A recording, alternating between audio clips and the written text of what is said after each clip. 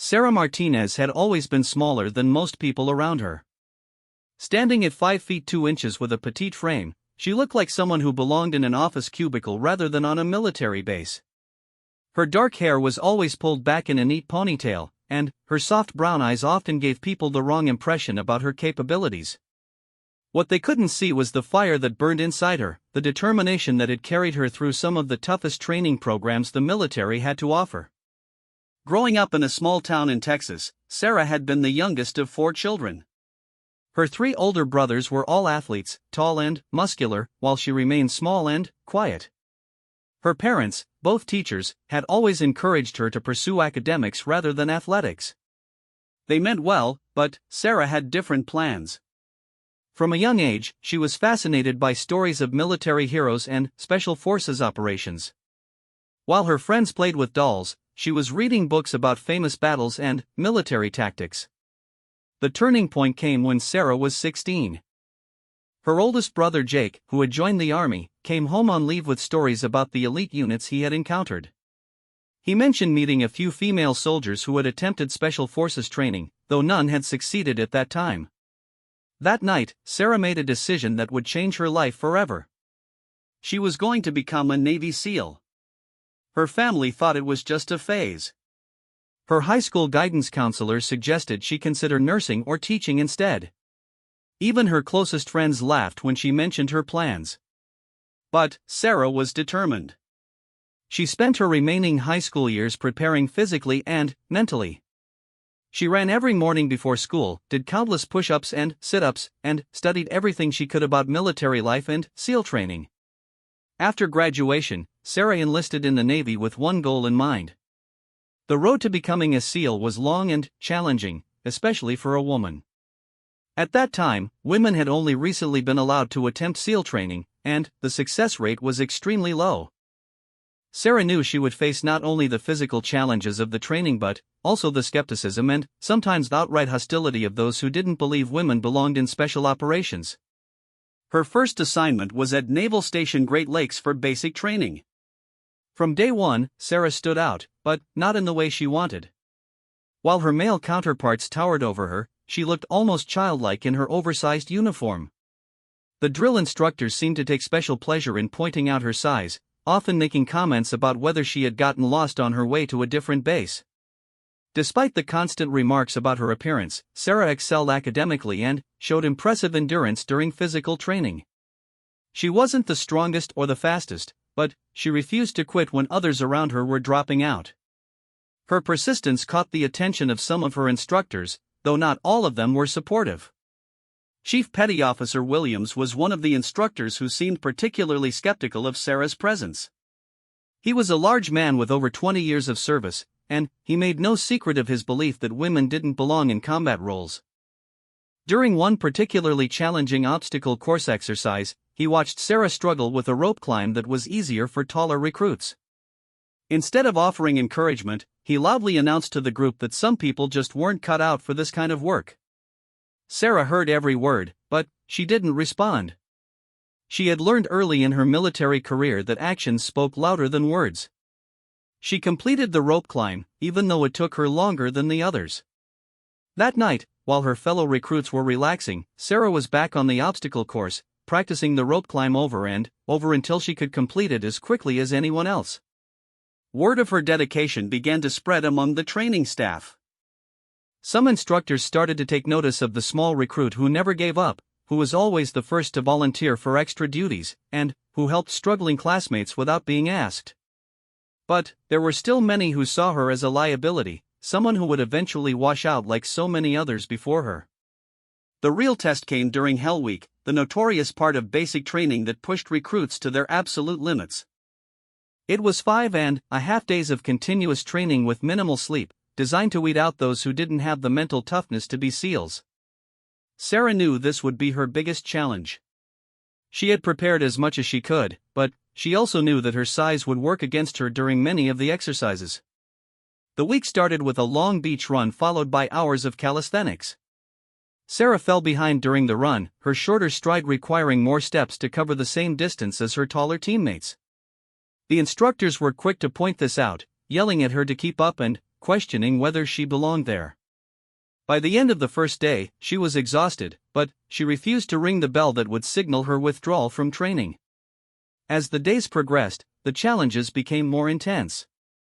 There were long swims in cold ocean water, hours of carrying heavy logs as a team, and obstacle courses that seemed designed to favor those with height and reach advantages. Sarah struggled with many of these tasks, often finishing last or needing help from her teammates. The instructors continued their verbal assault, constantly reminding her that she was holding back her team. During one particularly difficult exercise involving carrying inflatable boats over sand dunes, Sarah's team began to show frustration. They had been assigned one of the heaviest boats, and Sarah's inability to carry her full share of the weight was causing the team to fall behind. Some of her teammates started making comments about how they were being penalized because of her presence. That night, as Sarah lay on the beach during a brief rest period, she seriously considered quitting. Her body ached everywhere, she was covered in sand and salt water, and she could hear some of her classmates discussing how they wished she would just ring out so they could focus on their own training. For the first time since starting this journey, she wondered if everyone else was right about her limitations. But then, she remembered why she was here. This wasn't just about proving something to others, it was about proving something to herself. She thought about all the people who had told her she couldn't do this, all the assumptions that had been made about her based on her appearance. She realized that quitting now would validate every doubt that had ever been expressed about her capabilities. The next morning brought new challenges, including a particularly brutal exercise called surf torture, where recruits had to lie in the cold ocean surf while instructors yelled at them. Sarah's smaller body meant she lost heat faster than the larger recruits, and she began shivering uncontrollably within minutes. The instructors seemed to enjoy her discomfort, making jokes about how she should have stayed home where it was warm and safe. As hypothermia began to set in, Sarah felt herself becoming disoriented. Her teammates noticed her condition and tried to help by sharing their body heat, but the instructors quickly put a stop to that, reminding everyone that this was an individual test of mental toughness. Sarah knew she was in real danger, but she also knew that asking for help would mean the end of her SEAL aspirations. Somehow, she found the strength to endure. When the exercise finally ended and the recruits were allowed to warm up, Sarah was barely conscious, but she was still there. She hadn't rung the bell. The medical staff checked her for signs of severe hypothermia, and, while she was close to the danger zone, she was cleared to continue training. Chief Petty Officer Williams approached her during the medical check. She expected another lecture about her limitations, but, instead, he looked at her with something that might have been respect. He didn't say anything encouraging, but he also didn't make any of his usual disparaging comments. It was a small victory, but Sarah took it as a sign that she was earning some recognition for her perseverance. The remainder of Hell Week continued to test every aspect of Sarah's physical and mental strength. She faced challenges with heavy log carries, where her teammates had to compensate for her size. She struggled through long ocean swims where her smaller frame worked against her in the rough surf. Every day brought new obstacles that seemed designed to highlight her physical limitations. But something interesting began to happen as the week progressed. While many of the larger, stronger recruits were dropping out, Sarah remained. Her mental toughness was becoming apparent to everyone, including the instructors who had initially dismissed her. She wasn't the fastest or strongest, but she was proving to be unbreakable. During one of the final exercises of Hell Week, a grueling beach run followed by hours of calisthenics, several of Sarah's critics were among those who rang the bell. These were men who had mocked her size and questioned her presence in training, yet they were the ones who couldn't handle the mental pressure. Sarah watched them leave, feeling a mixture of sadness for their departure and validation for her own persistence. By the end of Hell Week, Sarah's class had been reduced from over 150 recruits to fewer than 50. She was among the survivors, battered and exhausted but still standing. The instructors gathered the remaining recruits for a brief ceremony acknowledging their achievement. When Chief Petty Officer Williams read the names of those who had completed Hell Week, Sarah felt a surge of pride that made all the pain and doubt worthwhile. The completion of Hell Week marked a turning point in how Sarah was perceived by both instructors and fellow recruits. While she still faced challenges due to her size, there was a new level of respect for what she had accomplished. The most grueling part of basic training was behind her, and she had proven that she belonged there as much as anyone else. However, Sarah knew that Hell Week was just the beginning. The real SEAL training lay ahead, and it would present even greater challenges. She would need to master advanced combat techniques, underwater demolitions, parachuting, and countless other skills that many believed were beyond her physical capabilities. But, for now, she allowed herself to feel proud of what she had accomplished. She had survived something that broke much larger and, seemingly stronger people. As she cleaned her gear that night, Sarah reflected on the journey that had brought her to this point. From a small girl in Texas who dreamed of joining the elite forces to a Navy recruit who had just survived one of the military's most challenging training programs, she had come further than anyone had expected. But, she also knew that the hardest tests were still ahead, and that proving herself would be an ongoing battle throughout her military career. After completing basic training, Sarah found herself at the Naval Special Warfare Training Center in Coronado, California, where the real SEAL training would begin. The facility was intimidating, with its reputation for breaking even the most determined candidates.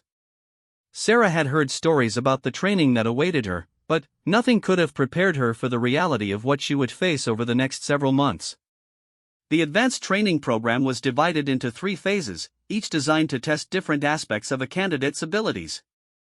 The first phase focused on physical conditioning and water competency. Sarah knew this would be particularly challenging for her, as many of the exercises favored those with longer reach and greater upper body strength. But she had learned during Hell Week that mental toughness could compensate for physical limitations. On the first day of advanced training, Sarah was assigned to Class 247, which consisted of 43 candidates who had survived the initial screening process. Looking around at her classmates, she noticed she was not only the only woman but also significantly smaller than almost everyone else. The instructors made this point clear during their initial briefing, where they outlined the standards that everyone would be expected to meet regardless of size or gender. Lieutenant Commander Jackson was the lead instructor for Phase 1 training. He was a 20-year veteran of the SEAL teams with multiple combat deployments under his belt. Unlike some of the instructors Sarah had encountered previously, Jackson seemed more interested in capability than appearance. During his opening remarks, he made it clear that he didn't care about anyone's background or physical characteristics. What mattered was whether they could perform the tasks required of a SEAL operator. The first major challenge came during the water competency testing. Candidates were required to demonstrate various swimming techniques while wearing full gear, including boots and uniforms that became heavy when waterlogged. For Sarah, the added weight of the wet clothing was proportionally much greater than it was for her larger classmates. She struggled to stay afloat during the initial treading water exercises, sinking below the surface several times before managing to complete the required time. The pool instructors were not sympathetic to her struggles. They made it clear that if she couldn't handle the basic water requirements, she would never survive the more advanced underwater demolition training that would come later. Sarah understood their concern, but she also knew that giving up wasn't an option. She began spending extra time in the pool after regular training hours, working on her technique and building the specific muscle groups needed for water-based operations. Her dedication didn't go unnoticed by her classmates. Several of them began offering tips and encouragement, recognizing that Sarah's determination was inspiring even when her performance was lacking. Petty Officer Davis, a former college swimmer, volunteered to work with Sarah on her stroke technique during their limited free time. His help made a significant difference in her efficiency in the water.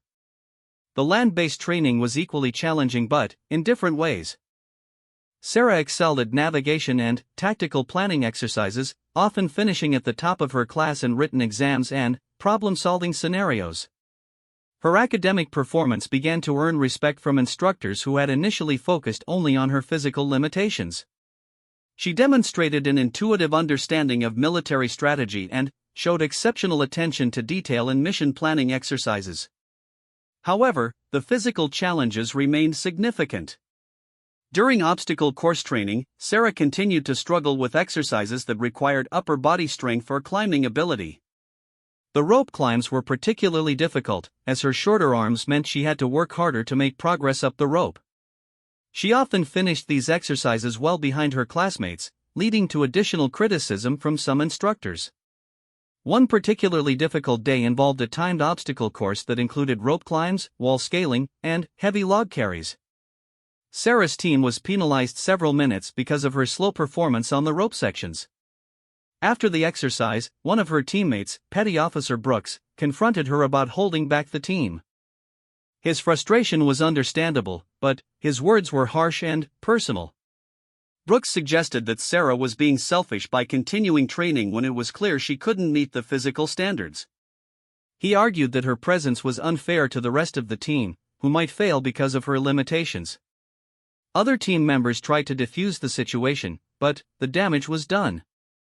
Sarah could see doubt in the eyes of some of her classmates who had previously been supportive. That evening, Sarah requested a meeting with Lieutenant Commander Jackson. She wanted to address the concerns about her impact on team performance and discuss whether there was any way to improve the situation. Jackson listened to her concerns without interruption, then gave her advice that would shape the rest of her training. Jackson explained that every SEAL team had members with different strengths and weaknesses. The key was learning to maximize strengths while compensating for limitations through teamwork and tactical thinking. He suggested that Sarah focus on developing her expertise in areas where size was less important, such as communications, intelligence gathering, and strategic planning. He also recommended that she work with the team leaders to find ways to contribute that didn't rely purely on physical strength. Following this conversation, Sarah began to approach her training differently. Instead of trying to match her teammates in pure physical performance, she focused on becoming the best team player possible. She volunteered for extra duties that utilized her academic strengths, such as mission planning and equipment maintenance. She also made a point of studying her teammates' capabilities so she could better support them during exercises. This change in approach began to pay dividends during the team-based training exercises that dominated the second half of Phase 1. While Sarah still struggled with individual physical challenges, her contributions to team success became increasingly valuable. She had an exceptional memory for tactical details and often caught planning errors that others missed. Her ability to remain calm under pressure also proved valuable during high-stress scenarios. One exercise that highlighted Sarah's evolving role involved a simulated hostage rescue mission. The team had to infiltrate a mock building, neutralize threats, and extract friendly personnel while operating under strict time constraints. Sarah was assigned the role of communications coordinator, responsible for maintaining contact with command and coordinating between team elements. During the exercise, the team encountered unexpected complications when their primary entry route was blocked. While her teammates focused on finding alternative approaches, Sarah quickly analyzed the situation and identified a weakness in the building's security that they could exploit. Her suggestion allowed the team to complete the mission successfully, and her performance was specifically mentioned in the after-action review. Incidents like this began to change the dynamic within the class. While some candidates still questioned Sarah's presence, others started to recognize her unique contributions to team effectiveness. She wasn't the strongest or fastest member of the class, but she was proving to be one of the most tactically sound and reliable under pressure. The water-based training continued to be Sarah's greatest challenge throughout Phase 1. The underwater demolition exercises were particularly difficult, as they required candidates to plant simulated explosive charges while holding their breath for extended periods. Sarah's smaller lung capacity put her at a disadvantage, and she failed several initial attempts at these exercises. The underwater training instructor, Chief Bosun's mate Rodriguez, was known for his no-nonsense approach to water competency. He had little patience for candidates who couldn't meet the underwater standards, regardless of their other qualifications. After Sarah's third failed attempt at an underwater demolition exercise, Rodriguez pulled her aside for a frank discussion about her future in the program. Rodriguez explained that the underwater requirements weren't optional or negotiable. SEAL operations often depended on underwater infiltration and demolition work, and team members who couldn't perform these tasks reliably were a liability. He gave Sarah 2 weeks to demonstrate significant improvement, or she would be dropped from the program regardless of her performance in other areas. This ultimatum forced Sarah to confront the reality that academic excellence and tactical thinking might not be enough to overcome her physical limitations. She knew she needed to find a way to improve her underwater performance dramatically, or her SEAL aspirations would end. The challenge seemed almost impossible, but Sarah had overcome seemingly impossible odds before. She began an intensive self-improvement program focused specifically on underwater competency. Every morning before regular training began, Sarah was in the pool working on breath-holding techniques and underwater movement. She studied everything she could find about underwater physiology and training methods used by professional divers and underwater demolition experts. Her research led her to discover breathing and relaxation techniques that could help maximize oxygen efficiency underwater. She learned about the mammalian diving reflex and how to trigger it to extend underwater endurance. Most importantly, she discovered that her smaller size could actually be an advantage underwater if she could learn to move more efficiently and reduce oxygen consumption. The improvement was gradual but noticeable. Sarah's underwater times began to increase, and her movements became more fluid and controlled. She still couldn't match the performance of her larger teammates, but she was getting closer to the minimum standards required for continuation in the program. More importantly, she was demonstrating the kind of problem-solving ability and determination that SEAL instructors valued. As Phase 1 training neared its conclusion, Sarah faced the final comprehensive evaluation that would determine whether she could advance to Phase 2. The evaluation included all the skills she had learned over the previous months, from water competency to obstacle courses to tactical planning. It was her chance to prove that she belonged in the program despite all the doubts and challenges she had faced. The evaluation began with the water competency tests that had been Sarah's greatest weakness. She approached the underwater demolition exercise with careful preparation, using all the techniques she had learned during her intensive training. When she emerged from the water after successfully placing the simulated charges, she had met the minimum time requirement with seconds to spare. The land-based portions of the evaluation went more smoothly. Sarah's performance on the obstacle courses was still slower than most of her classmates, but she completed all requirements within the allowed time limits. Her tactical planning and mission analysis scores were among the highest in the class, demonstrating her intellectual contributions to team effectiveness. When the results were announced, Sarah had passed all requirements for advancement to Phase 2. It wasn't a dominant performance, but it was sufficient to continue in the program. More importantly, she had proven to herself and others that persistence and intelligent preparation could overcome significant physical disadvantages. The graduation ceremony for Phase 1 was a moment of quiet satisfaction for Sarah. She had survived something that eliminated over half of her original classmates. The instructors who had initially questioned her presence were now acknowledging her achievement, even if some remained skeptical about her ultimate success in the program. Lieutenant Commander Jackson approached Sarah after the ceremony to congratulate her on advancing to Phase 2. He reminded her that the challenges ahead would be even greater, focusing on advanced weapons training and combat tactics.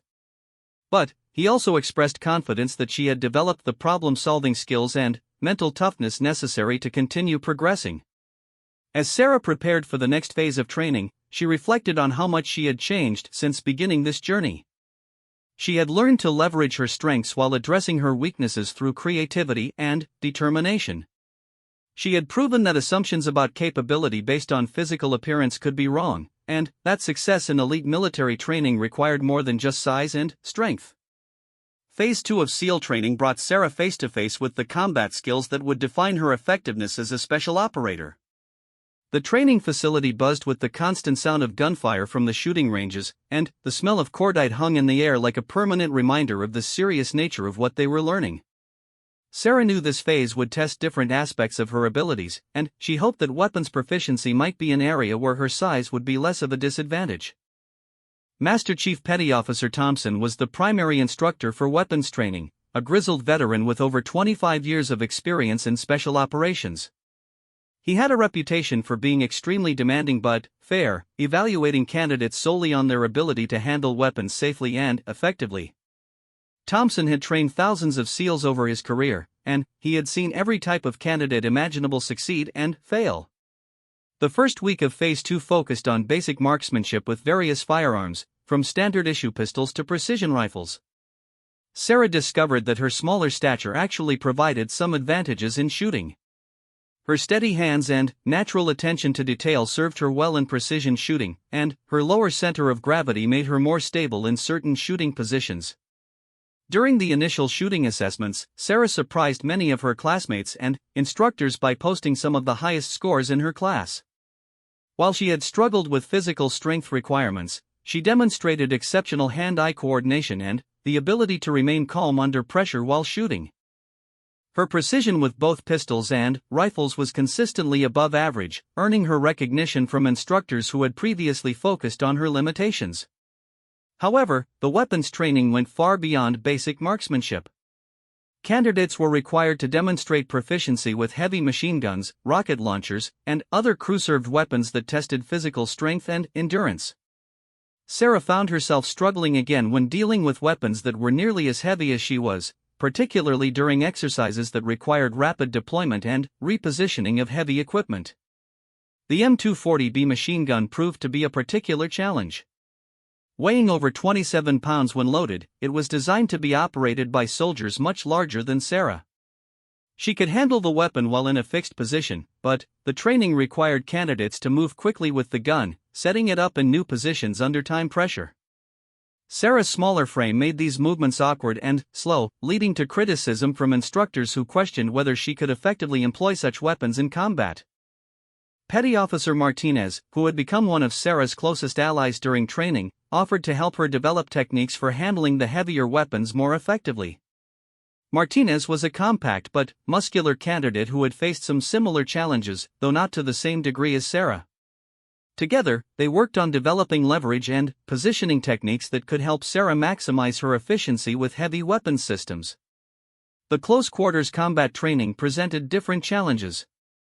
Sarah's size, which had been a disadvantage in many previous exercises, actually proved beneficial in some aspects of hand-to-hand combat training. She was quick and agile, able to use leverage and technique to overcome larger opponents. Her lower center of gravity made her difficult to throw or unbalance, and her speed allowed her to execute techniques before opponents could react. Combat instructor Gunnery Sergeant Price was initially skeptical about Sarah's potential in hand-to-hand combat, assuming that her size would make her ineffective against larger adversaries. However, during the first sparring sessions, Sarah demonstrated that she had studied martial arts extensively and understood how to use an opponent's size and strength against them. She might not win every encounter, but she could hold her own and even surprise opponents who underestimated her.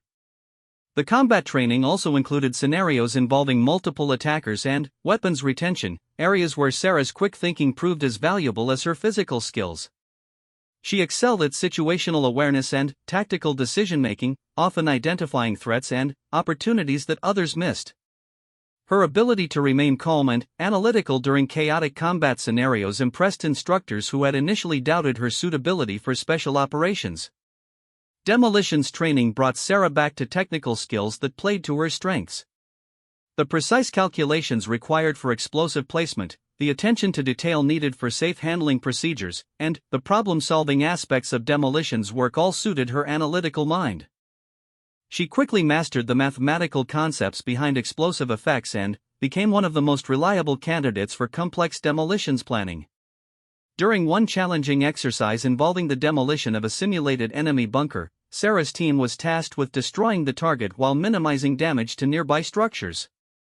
The exercise required precise calculations of explosive placement and timing, as well as the ability to execute the plan under simulated combat conditions. Sarah's technical expertise proved crucial to the mission's success. Her teammates had initially been assigned different roles, but when the original demolitions specialist struggled with the complex calculations required, Sarah stepped in to assist. Her quick analysis of the structural requirements and explosive placement recommendations allowed the team to complete the exercise successfully. The after-action review specifically praised her technical competence and leadership under pressure. As Phase 2 training progressed, Sarah began to find her niche within the special operations community. While she might never be the strongest or most physically imposing member of a SEAL team, she was developing into a highly skilled technical specialist with exceptional analytical abilities. Her combination of weapons proficiency, technical expertise, and tactical thinking made her a valuable asset despite her physical limitations.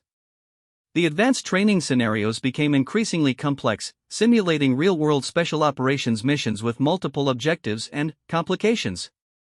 Sarah consistently performed well during these exercises, often taking on leadership roles that utilized her planning and coordination skills. Her ability to think clearly under pressure and adapt to changing situations earned respect from both instructors and classmates.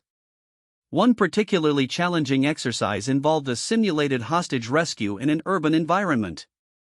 Sarah's team was required to infiltrate a multi-story building, neutralize multiple threats, and extract hostages while avoiding civilian casualties. The mission required precise coordination between team members and the ability to adapt quickly when the initial plan encountered obstacles. During the exercise, Sarah was assigned the role of Overwatch sniper, positioned to provide covering fire and intelligence to the assault team. Her precision shooting skills and ability to remain calm under pressure made her ideal for this role. When the assault team encountered unexpected resistance, Sarah's accurate shooting and clear communication helped them overcome the obstacles and complete the mission successfully. The exercise debrief highlighted Sarah's contribution to the team's success, particularly her marksmanship and tactical communication skills. For the first time since beginning SEAL training, Sarah felt that she was being evaluated primarily on her contributions rather than her limitations. It was a significant psychological milestone in her development as a special operator. However, not all aspects of Phase 2 training went smoothly for Sarah. The physical fitness requirements continued to challenge her, particularly exercises that required carrying heavy loads over long distances. During one navigation exercise, candidates were required to carry full combat loads while traversing difficult terrain to reach multiple waypoints. Sarah's pace was significantly slower than her teammates, causing her team to miss several time objectives. The incident led to another confrontation with some of her classmates who felt that Sarah's limitations were unfairly impacting their performance evaluations. While most of her teammates had come to appreciate her skills and determination, a few remained frustrated by the accommodation that seemed necessary to work around her physical constraints. Petty Officer Stevens was particularly vocal about his concerns, arguing that special operations required team members who could keep up physically regardless of their other skills. He pointed out that in real combat situations, the team could only move as fast as its slowest member, potentially putting everyone at risk. His arguments were logical and reflected genuine concerns about operational effectiveness. Sarah understood the validity of these concerns and worked harder than ever to improve her physical performance. She spent additional hours working on strength training and endurance building, focusing particularly on the ability to carry heavy loads over long distances. While her improvement was noticeable, she knew she would never match the physical capabilities of her larger teammates. The solution came through developing better tactical approaches to mission planning. Sarah became expert at analyzing mission requirements and identifying ways to minimize the physical demands on herself while maximizing her technical contributions. She studied special operations history and found numerous examples of successful missions that relied more on planning and precision than on brute force. Her research led her to propose alternative approaches during training exercises, often suggesting methods that played to the team's collective strengths rather than requiring maximum physical performance from every member.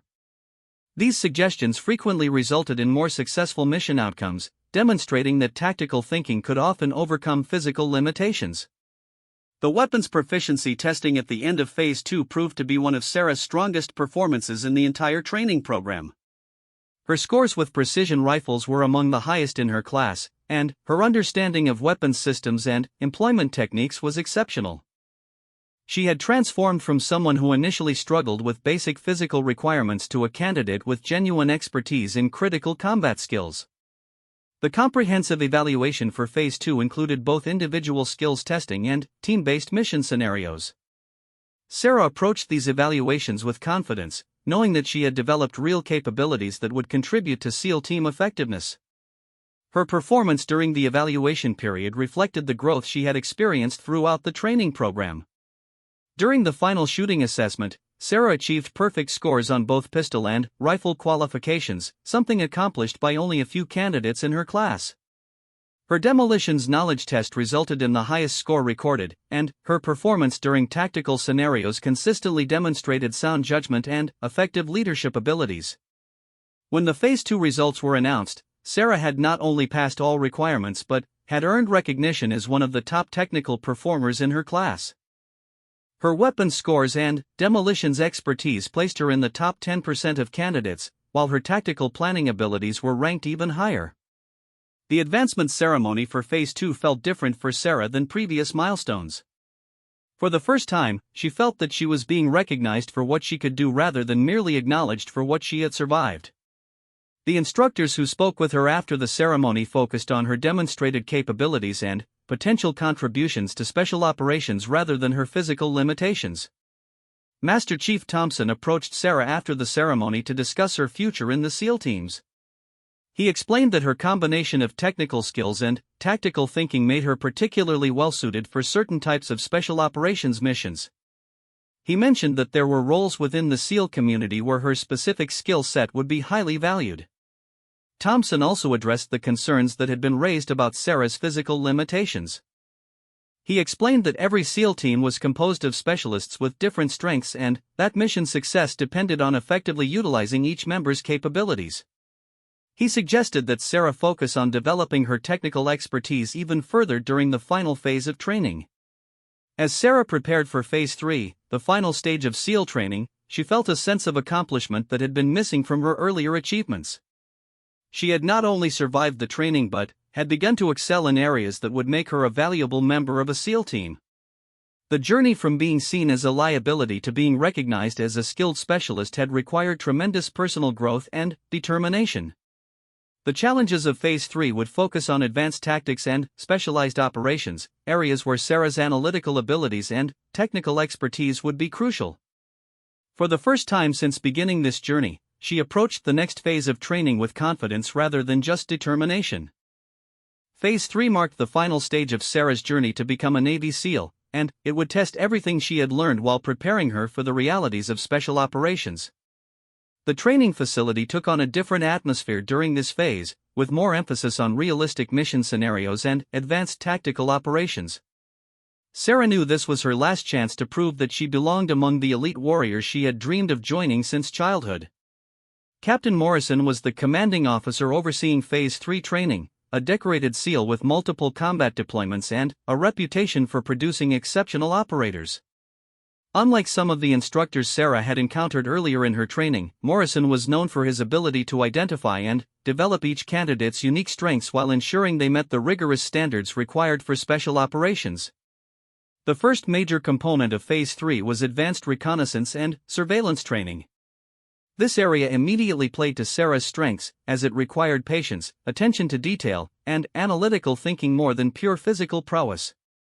The training involved learning to gather intelligence in hostile environments while remaining undetected for extended periods.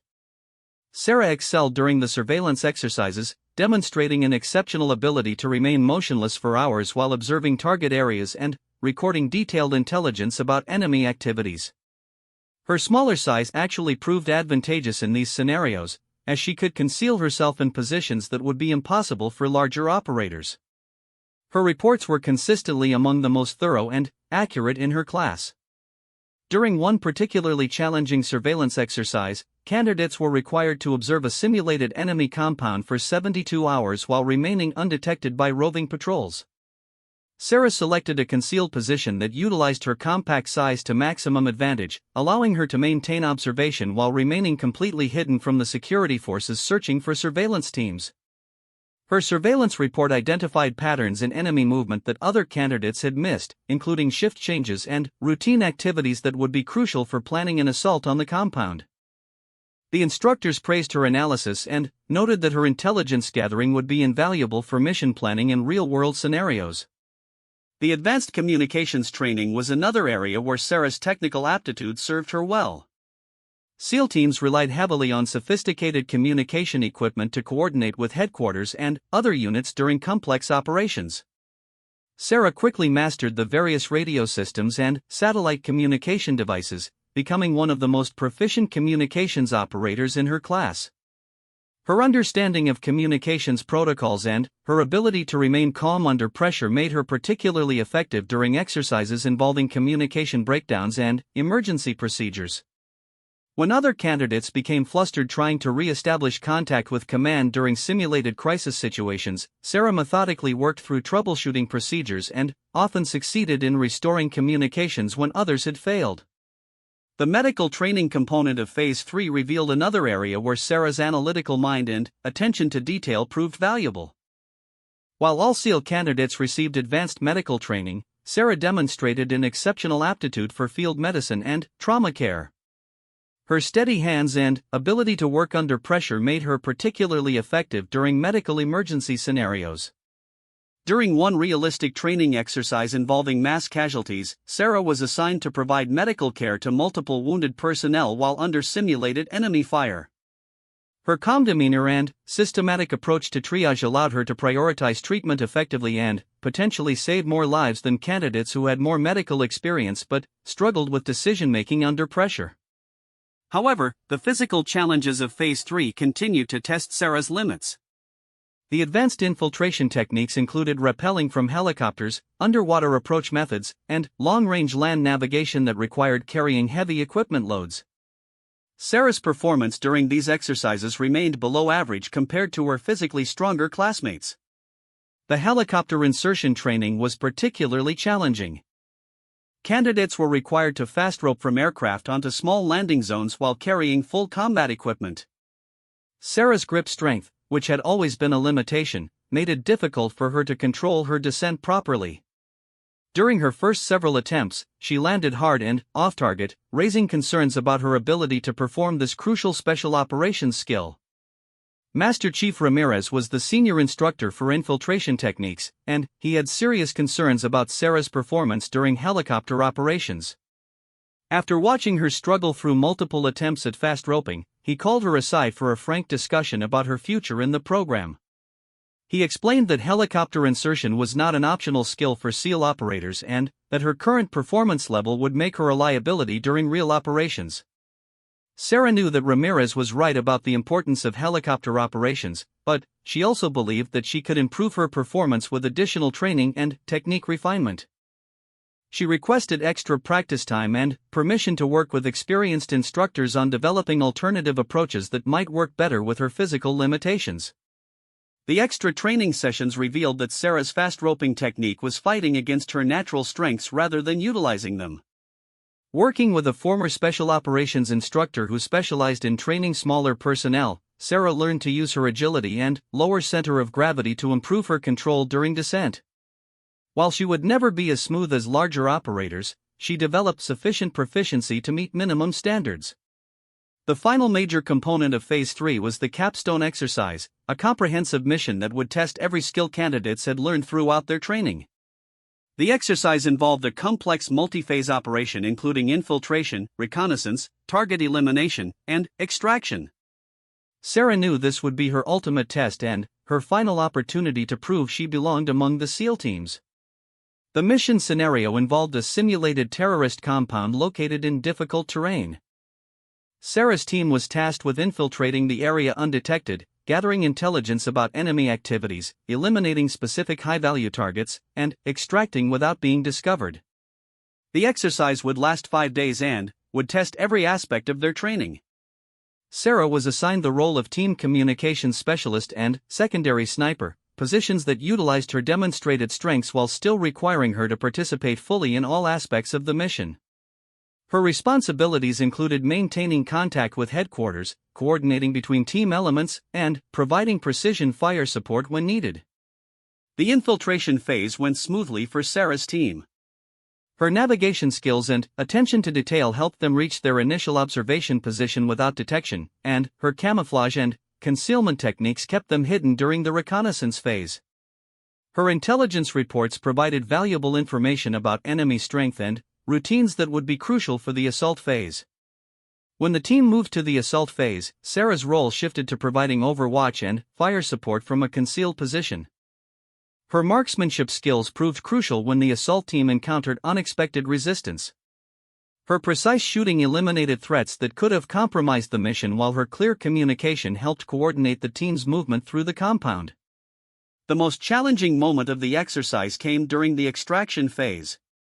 The team's planned extraction route was blocked by enemy patrols, and they were forced to move to an alternate pickup zone under time pressure.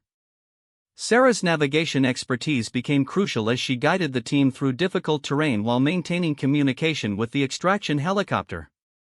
During the movement to the alternate extraction site, one team member was injured and required assistance to continue. Sarah volunteered to help carry the wounded operator despite her size disadvantage, demonstrating the team loyalty and determination that SEAL instructors valued as much as physical capability. Her refusal to leave a teammate behind exemplified the SEAL ethos that had guided her throughout training. The team successfully reached the extraction point within the time limit, and their overall mission performance was rated as highly successful. Sarah's contributions were specifically mentioned in the after-action review, with instructors noting her technical proficiency, tactical thinking, and commitment to team success. For the first time in her training experience, Sarah felt that she was being evaluated as a complete operator rather than someone overcoming limitations. The final evaluation for Phase 3 included both individual skills testing and comprehensive mission performance assessment. Sarah approached these evaluations with confidence based on her performance during the capstone exercise and her growth throughout the training program. She had transformed from someone struggling to meet basic requirements to a candidate with genuine expertise in multiple areas. Her individual skills testing reflected the specialized capabilities she had developed over the course of training. Her marksmanship scores remained in the top tier of her class, her communications proficiency was rated as expert level, and her tactical knowledge scores were among the highest recorded. Even her previously challenging areas showed significant improvement, with her fast roping and helicopter operations rated as satisfactory.